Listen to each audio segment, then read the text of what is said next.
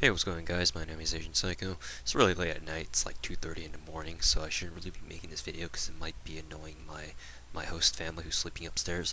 But I checked my YouTube inbox right now, or my sub box right now, and I saw that UCD had made a breakdown video for the CA Line of Sight trailer that came out.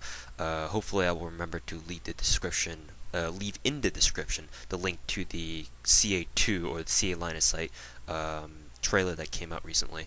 So yeah, this is what I'm here to talk about, the CA thingamajigger, and you know, I can't really do a trailer breakdown video because not only is that what UCD already did, so I'm just gonna tell you to go watch his because he basically does that for you. But also, I don't really have like resources to edit videos too much, so it's basically bare bones editing from here. Actually, it doesn't really matter too much, but that's not the point.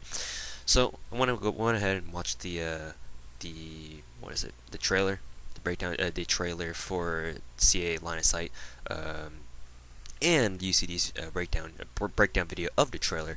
And here's what I have to think about it. So Line of Sight seems to be, yeah, more or less an updated CA. I mean, that's exactly what I was hoping for, and that's what I got. So personally, I'm actually very, very happy about this because for me, right now, in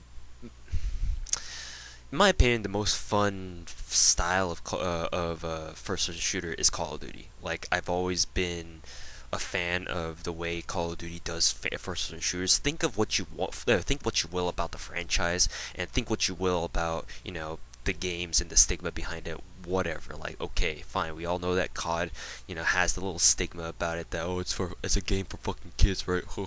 Well, take a moment and get that finger stuck in your ass out for a second here, and just bear with me because I think that Call of Duty is the most enjoyable in terms of, gameplay style as far as first-person shooters go. Now, that being said, obviously, since I've been playing Combat Arms for 7 years now, or basically going on 7 years now, I still think that Combat Arms has a really fantastic way of presenting, the first-person style in its own flavor. I think it's a really enjoyable way. I know it's getting a little bit dated, it's getting a little bit old, but still, it's pretty damn fun. And you know, the fact that Combat Arms is kind of gravitating more towards a more modern shooter. I say modern shooter, but technically speaking, Combat Arms came out a year after Modern Warfare, the first COD 4, that is. But that's besides the point. The fact that CA is kind of taking a turn for like a more realistic kind of a more smooth gameplay element to it, like we see in first-person shooter games today, like Call of Duty, Battlefield, whatever. I think that's a good thing because I've always liked those kinds of styles, and I would love to see how it's implemented and how it plays out in a Combat Arms sequel or in a video game that's supposed to be in the veins of Combat Arms. Now, obviously, there's a lot that can go wrong with this, but that's not the point that we're trying to get across here, or that I'm trying to get across here. I'm just saying that it's going to be very interesting to see how CA does implements like modern day shooter elements into itself and make Combat Arms Line of Sight. So I think it's really cool. One thing that I have noticed though is that the trailer did not show any representation of the whole special powers thing. Like, if you guys follow the Combat Arms lore, I don't really follow the lore of CA too much, but if you play the Fire Team games and read the little descriptions, and if you're a guy who's into lore and stuff like that, then you probably know that CA is the whole thing about Nemexis and the super soldiers and the powers or whatever. That's been a hot. I feel like that's been a topic of hot contention within the CA community. In regards to CA2 Line of Sight, where people are asking like, oh, are the superpowers going to be overpowered or something like that? Like, is the game just going to turn into like some sort of weird futuristic shooter where everyone just jumps around with superpowers and just blasts each other with lightning or something like that? Not really. Not from the looks of the trailer that they put out recently. Like, UCD pointed out in his trailer breakdown video that there are you can see what kind of abilities that they have because it shows you what abilities you have on the lower right hand corner of the screen, but throughout the trailer no one bothered using it. So that suggests to me that either Nexon wants to keep this whole superpower thing kind of like on the down low, like they don't want to show it off too much until later on once they start building the hype for the game. But it's either that or I think it's just because the superpowers aren't necessarily the main focus of the game. Sure, it's a nice twist to the gameplay. It's a nice addition. You can do a certain few certain things that can help you out in the fight, I guess, for lack of a better phrase. But honestly, I think that it's not going to be the main focal point of the game. It's not going to be built around the superpowers like, or like how perks are essential to any Call of Duty game. I don't think it's going to go that far, but, I could be wrong. It's too early to call. I'm just hoping that it won't go that way. I mean, it's fun to have a first-person shooter game to have like a little twist, a bit of a twist to it. Like Blacklight Retribution had the whole HRV system in it, where you have everyone has built-in wall hacks. And I do know that I mentioned in my earlier video regarding CA Line of Sight that it would be cool to see Common Arms kind of step out of the shell of what it used to be and kind of take on a different form. But at the very heart, I'm still a CA guy, and putting in way too much superpowery stuff is kind of, it's like you didn't really need to go that far, is basically what I'm trying to say. So yeah, superpowers not really emphasized too much in the trailer, and I kind of hope it stays that way. Like they're augments, they're augmentations, not like not what you're going to use to kill everyone with. Like, you should still be able to kill people a lot of time with your gun, like you and your gun alone. You shouldn't be able to have to depend on your abilities all the damn time in order to, help yourself get kills or something like that. So that's just my take on it, and hopefully it stays that way. Moving on, let's see, what else could I talk about? So the graphics, they look great. I mean, I'm not a huge stickler for graphics. The main thing that I care about is the gameplay.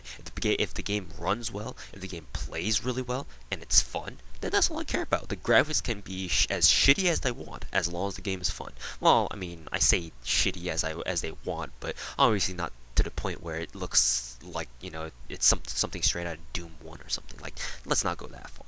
But as long as it's like Combat Arms level graphics, like the original Combat Arms, then that's fine. I can deal with that as long as the gameplay's fun and the game runs smoothly, and it's not being built off a really janky engine, which perfect segment into the engine. If you guys didn't see the trailer already, Combat Arms Line of Sight is being built on the Unreal Engine. Now, I'm not a guy who's really super expert on game engines or whatever. Like, I'm not really too knowledgeable in that, so you'll have to forgive me and just be like, I don't really know too much about that Unreal Engine. I think that's what Killing Floor is based off of. I could be wrong, but I would think that the Unreal Engine is a pretty good engine, and from what the gameplay trailer suggested, it's looking pretty good there. So obviously a Combat Arms with upgraded graphics and not being built on a bit of a wonky engine is a welcome change, as long as it doesn't have the same problems that or the original Combat Arms engine had. Then that's completely fine. That's really all I care about, really. And next up, the whole feeling of CA2, just by watching the trailer, I could tell that it was a CA sequel. Whoever's developing CA2 right now is really putting a lot of focus on making the sequel, Line of Sight, kind of harken back to the original CA. Like the accolades are the accolade system, and not only is it there again, but also they just kept the original designs, like the new, not the old designs. If you guys play CA for a really long time, ever since open public beta, basically the accolades went through 3 phases. They went through the first phase, a second phase, and a third phase. The third phase is what I think we have right now. I don't think they changed it since I've been away in Japan, but that's the third phase is what we have right now, and the third phase is what they're using as accolade designs in Line of Sight. So basically, so you can kind of see where they're going with this. They really want to keep the Combat Arms feeling in there, and I think they do it really well, because the accolades are one of the main, selling points, if you will, of CA. The people who play CA and have gotten good at it know the thrill of what it's like to get, these big accolades, the double kill, the multi kill, the ultra kill, the fantastic, the unbelievable. Just hearing that in your ears when you get this, when you go on this huge kill streak, it's pretty fucking exhilarating. It's like it's like you're getting high on kill streaks, except you're not actually smoking anything. There's a guy in your headphones or in your speakers yelling unbelievable all the time. It sounds really good. Not gonna lie. And no, I'm not homosexual. I'm just saying it sounds really good when you're going on huge kill streaks. So the fact that they just took it straight from CA and just plopped it right in a CA line of sight I don't think it's a bad idea. I mean, true, they could have been a little bit less lazy and kind of given a new kind of design. But I mean, seeing that CA line of sight already looks so much different than the original CA. Obviously, there's gonna have to be a few things that do need to stay the same in order to give the game, a title that's worthy of being called a sequel. I think I said that right. Hopefully, I don't think I did though. But anyways, you guys get my point. You need to have something for a game to be called a sequel to have a few elements of the original game. And one of those elements is the accolades. So the fact that they brought it back as it is right now is, I think, really, really fantastic because accolades obviously one of the biggest things about playing CA, and lots of people like getting the accolades. So why not put it back in there, right as it is? So moving on from that, talking more into about how CA Line of Sight really kind of feels like a Common Arms game are the maps. Now, obviously, it's just a gameplay trailer, and gameplay trailers, you're not really supposed to look too much into. They're just really supposed to give you. They're just really meant to give you like a sneak peek, a little taste of what the real game is really like. But just kind of seeing the maps, they really feel like maps that should be in CA. To be honest with you, like for example, one of the scenes in the trailer that they show you is is a scene of the guy with I think he has an AK, a highly customized black matted AK, and he gets the unbelievable. It's a scene where he gets the first unbelievable, I think, and he has the AK. He's in like the desert looking kind of map thingy, or a map that looks like it's in a desert or something like that, or some sort of humid arid climate. I don't fucking know, but that map reminded me a lot of Junk Fleet. Junk Fleet or any map that kind of has that same atmosphere. It really reminded me of that map. And the fact that it actually reminded me of that map basically means that they're paying a lot of attention to how the maps felt like in the original CA, and they're trying to keep that same feeling in the new maps here, even though it has updated graphics and it looks a lot different. So even despite the changes, the fact that nostalgia waves are hitting me because of how it looks and resembles, just maybe not exactly scale to scale, but just the atmosphere of the map kind of reminds me of what Junk Fleet felt like, or if what it felt like playing on Junk Fleet. I mean, that's a fantastic feeling to have, and it would be really fun to play on a map that felt more or less like Junk Fleet, even if the map itself didn't come back. Maybe they'll do that because Soldier Front 2 did something like that, where they just took maps from the original Soldier Front and just transferred it over to Soldier Front 2 exactly how it is, just with a little bit of updated graphics. So maybe they'll do that, maybe they won't, who knows, we'll see. But if they don't bring back Junk Fleet or like any of the classic maps from Combat Arms 1, maybe they'll put in maps that kind of remind us of it, and that'd be cool too. So yeah.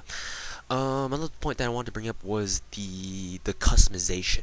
Now, obviously, in the second half of the trailer video, it'll show you all the customization systems that you have, and honestly, it kind of reminds me of a fusion of Blacklight Retribution's customization system and what's that game called? AVA, Alliance of Valiant Arms. It's the same. It's being published by the same company that publishes Soldier Front 2, which is Area Games. So that's what it really reminds me of. Maybe not necessarily fusion, but I could definitely see elements from both AVA and what is it? Blacklight Retribution's customization systems, because both BLR and AVA, you had the customization in those games were pretty in depth. I think BLR's customization is a little bit more in depth, but because I think that because that's a more recent game.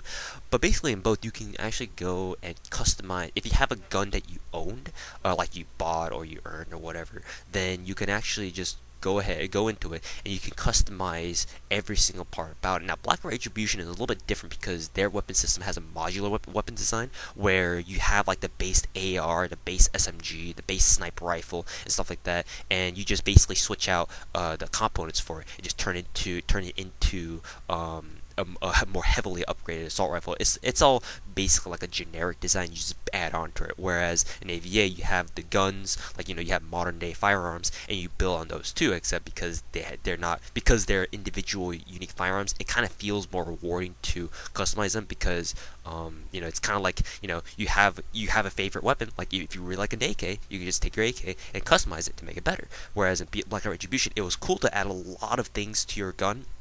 Like you could switch out. You had a lot of options for customization. Like, you could just switch out your muzzle flat, or you could switch out your muzzle to make it to basically fit on a muzzle that had advantage and disadvantages. If you wanted to deal more damage, you could choose muzzle types that give you more damage, but in exchange, it basically reduces your accuracy, or it basically increases your recoil or something like that. A huge customization option, in terms of or a huge customization array in terms of how many options they give you, and the breadth of what you can customize on your gun. The only problem with Black Hat Retribution's customization system, in my opinion, it's not a significant one, but it's still something that sits on my mind from time to time whenever I think about, whenever I compare games, is that Black Hat Retribution, because it's a futuristic shooter, it doesn't have a personal feeling attached to your gun. Like a lot of people who play video like first-person shooter games, like people who are big fans of first-person shooter games, even if they're not like military gun nuts like me, where they can identify every single gun. Chances are they've played enough first-person shooter games to the point where they can recognize the basic guns. Like everyone knows what an AK looks like. Everyone knows what an M4 and M16 looks like. Everyone knows what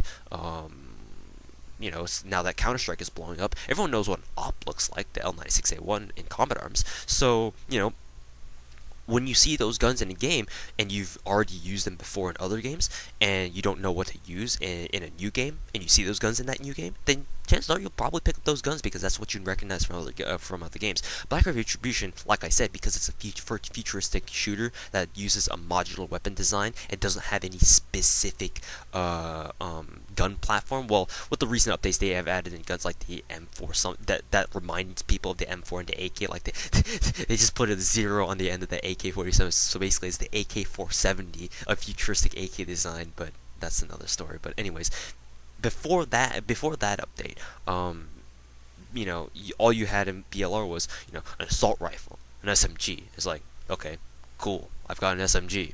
So fucking what? There wasn't really much of a personal attachment to your gun as modern day first person shooters do, because because the good thing about modern first person shooters is that because of how wide the variety of modern firearms are, you can go from anything that looks like an M16 to something that looks like an FS2000, a futuristic looking bullpup weapon, and every single gun has their flavor, which like I keep saying, and probably being dead horse now, is what BLR lacked. Now onto the proper tangent here.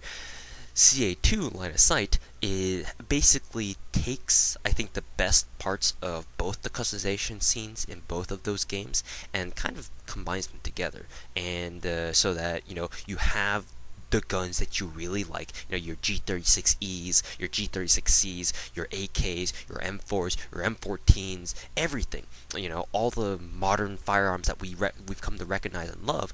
And basically you take that and you take the really, really extensive customization options, or the customization scene in Black Retribution, and put that into a Combat Arms engine, and that's what it kind of reminds me of. I could be completely wrong here, so don't just take my word with a grain of salt here, but the thing is that from what we see from the trailer, the customization basically looks very, very impressive. I'm not.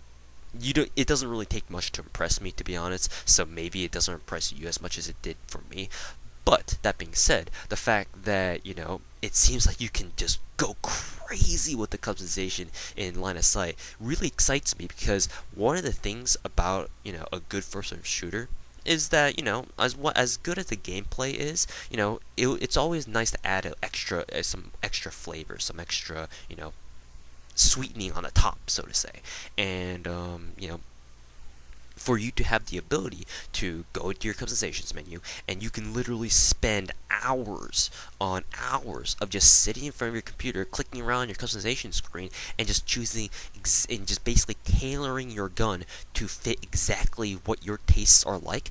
That's really good. That's really good for a game, because that's basically making a game much more immersive beyond actually playing it. If you're spending a lot of time, giving it just the right camo, and giving it just the right amount of accessories and stuff like that, and going all into it, then that's obviously a really good thing. It makes the game a lot more fun beyond, like I said, just playing it. So I have high hopes for the customization elements in CA line of sight. I hope that they pull it off very, very well, and make it so that you basically have the freedom to be able to do whatever you want. Because now that I think about it, one of the downsides, I would say, about CA was that they had a lot of guns that had attachment restrictions. Like, for example, the L85A1, you couldn't attach optics to, and if you wanted to have an L85 that had an optic, you had to buy the L85A1 mod,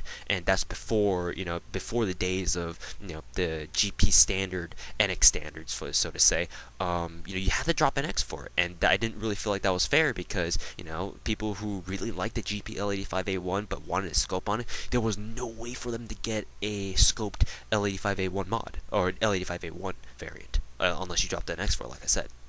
So I hope that doesn't return, that kind of a quirky feature doesn't return in CA. Like, I understand that in CA they were trying to give the game a little bit of a sense of gun balance, but when you have a gun like a G36E in the fucking game and NX rares, gun balance doesn't really seem to be taken seriously by that point. So in CA2, I don't really want to see that feature coming back. I just want to be able to have the ability to customize my gun whichever way I want, and not have to worry about, oh, you can't put optics on it, or you can't put silencers on it, or you can't put this or that. Like, no, I don't want any of that. That's also another problem that what is it, Call of Duty Advanced Warfare has, where a lot of because in that game you can, just like in CA, the original CA, you can earn variants of every single gun. But the problem with that is that sometimes you get variants that come with restrictions, like attachment restrictions, such as, for example, on the HBR A3 Insanity, you can't put optics on it, and that really sucks, because that gun's iron sights suck fucking balls. So I keep repeating this, I don't want to see any, arbitrary restriction to the customization in CA line of sight. That's my biggest worry about it, but so far it looks great. And I think I can wrap it up from here. I mean, I've already been talking for nearly 25 minutes now, and I basically covered most of the major points. If I do remember any more points, I'll probably make a follow-up blog to this, but I doubt I'll make that, because I think I've covered most of the points here. If I forgot to say anything, I'll more than likely include in the description and just tell you guys, oh, I forgot to talk about this, and I'll just tell you guys there. So anyways, thank you guys very much for watching. I'm really interested to see what your guys' opinions on seeing Line of Sight 2 is going to be like. I know that it's right now closed beta is only available in Europe, because in Europe the CA scene is biggest and is the most thriving at the moment. So I'm just gonna wait and see what happens, and hopefully the closed beta for the game really succeeds, because I want to be able to play it too, and hopefully next on we'll be able to bring it over to America, and so that the American population can kind of get on it too. So yeah, thanks for watching, guys, and hope you guys enjoyed the thoughts video. And go check out UCD's trailer breakdown video first, if you or well, it's kind of too late to say this now, but go check out UCD's trailer breakdown video. I think he does a pretty good job of breaking down the trailer and pointing out the things that he thinks are interesting. And yeah, I'll leave both links down in the description below, and we'll see you guys later.